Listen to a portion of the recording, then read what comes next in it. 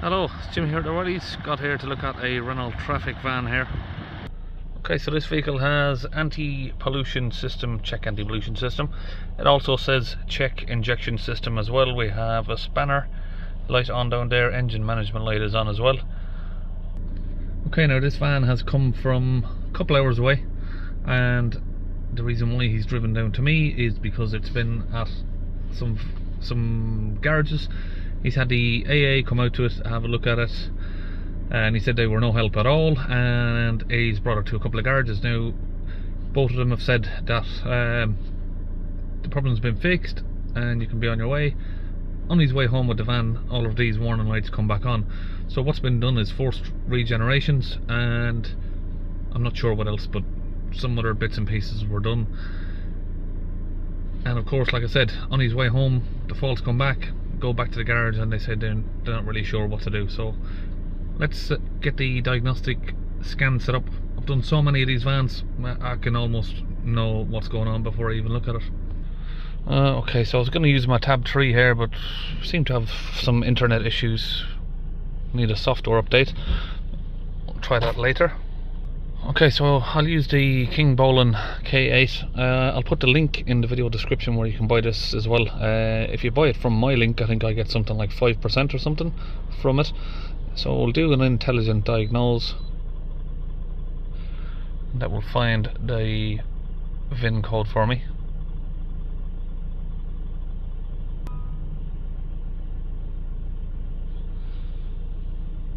Diagnosis.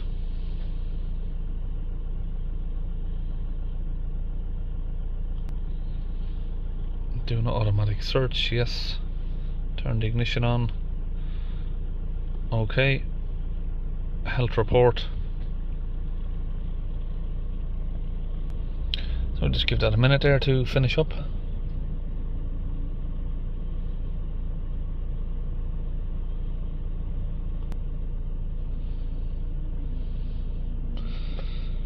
Okay, we have DTC047195, pressure upstream of the turbine, incorrect sensor mounting. DTC047129, pressure upstream of the turbine, implausible signal, and a multiplex signal to the cruise control. Okay, I'm not worried about that cruise control. What I will say is there's always a cruise control fault on every one of these I see with a DPF issue, so that's something to mention. I don't know if there's something related there or not, but okay, starter relay, short circuit, battery current, sensor communication. So a couple of battery related voltage issues there, and the turbo upstream. Let's go and enter the code, and I'll show you what I'm going to be looking for now for that fault code, because I've done hundreds of these for that same fault. I'm going to look for upstream, pressure upstream of the turbine. So we've got 1981 millibars. Let's give it a rev up. It doesn't seem to be moving. Well, not much anyway. So we've likely got a blockage in the pipe that comes to that sensor from the turbo. Blockage of carbon. Okay, so I've got the bonnet up here. Gonna need to remove this pipe from the inlet so I can get down there to that sensor right there. Okay, so we're just gonna open this 7mm here. Just taking the lower end out, we'll get rid of the pipe. Disconnect the electrical connector there. Just under there you got a little horseshoe clip, we'll take that out. Remove this from the clamp that it sits in, or the mount. It's a little bit tight there. Well, I can see that this has already been off because that came off a little bit too easy. Oh yeah, and there's a cable tie on it. Okay, now there is some damage to this sensor. It looks like it's been overheating because of the pressure buildup, I would say, but let's, if it's still working, we'll test that. So now I'm going to connect into that pipe a vacuum gauge. This one is from Medivac, but they do it different brands, Blueprint and others. So we're going to see now if we squeeze this trigger while that's connected here, are we getting pressure? Yeah, we're getting a lot of pressure.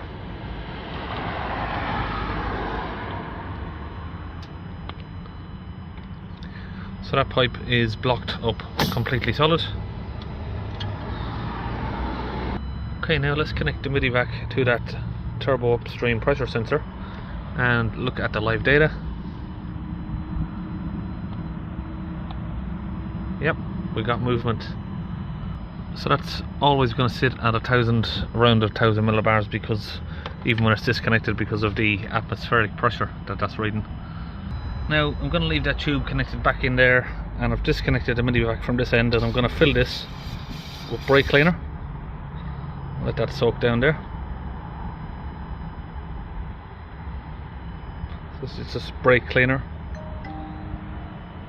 Now with that fluid in there, connect back up the Medivac, set it up to the maximum, just let that sit there for a few minutes, see if it will sort of push the brake cleaner down in there and soften it up a little bit.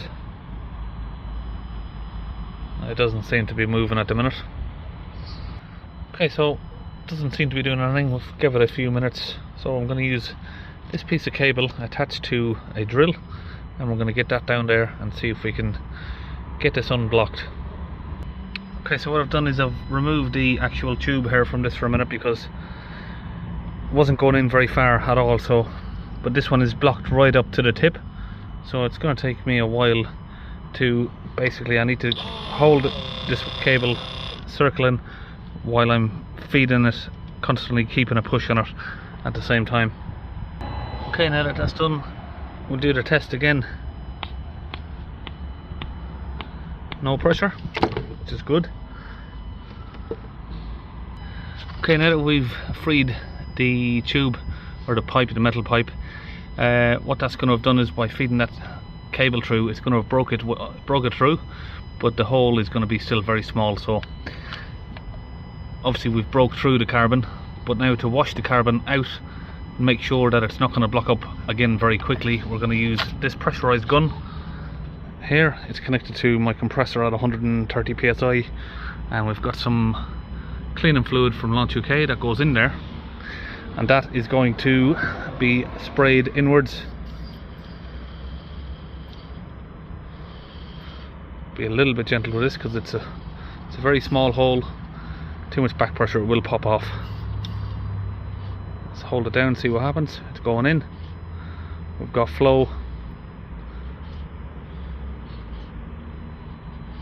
Now some people might say, why didn't I just put this on in the first place, put the high pressure down? Because it doesn't work. If I put that much pressure through that pipe, all that's going to happen is this tube just keeps blowing off, because the back pressure is not there. The fluid won't make its way down and clean all of the metal pipe without being able to get down there. So if there's a blockage up top, it's not going to reach down to get it clean. Now maybe if you let it sit for a few days or whatever, but this guy's come from a couple hours away. I'm on the side of the road and I want to get it done as quickly as possible. There you go, you see, too much pressure, it will pop. Now that's all done, so put it all back together, air pipe back in, sensors plugged back up. Okay, back in the van, just going to hold the revs up for two minutes to maybe 5 minutes, just to push out now the fluid that's been put in through the pipe. That's going to push back out through the DPF. It's going to clean the DPF as well as the boost pipe. Okay, if we look back at the pressure upstream of the turbo now, we have a 1021 millibars. So if we start the engine up, try and get that so it's focused. There we go. So now we have 1070. Give it an acceleration. You can see that we go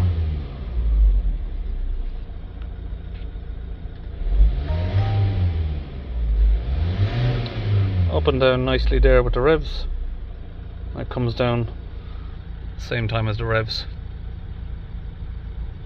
Okay, so we can see that this sensor is working, but because of the damage, it's hard to show you, but the whole tip of it there is melted, and there's a lot of crust inside, so I'd rather just change the sensor, to be honest, even though it is working.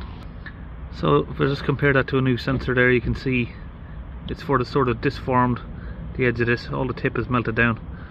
So I've got a new one here. It's just delivered down to me by Bennett's. So we'll get this one fitted in. Okay, now that's all done, we'll close the bonnet. Okay, I'm gonna go to special functions now, and we will do adaptives on the DPF.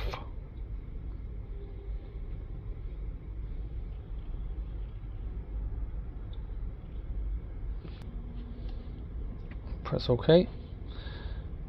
Now we can go back to the fault codes, clear those. Now we can clear the rest of these as well.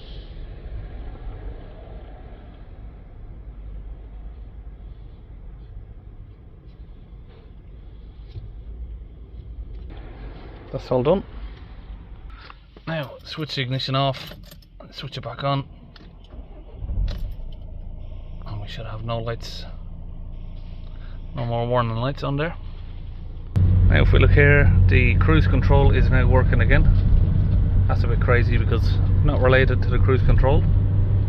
That's it. Renault Trafic, Vauxhall Vivaro, all finished. See you in the next video.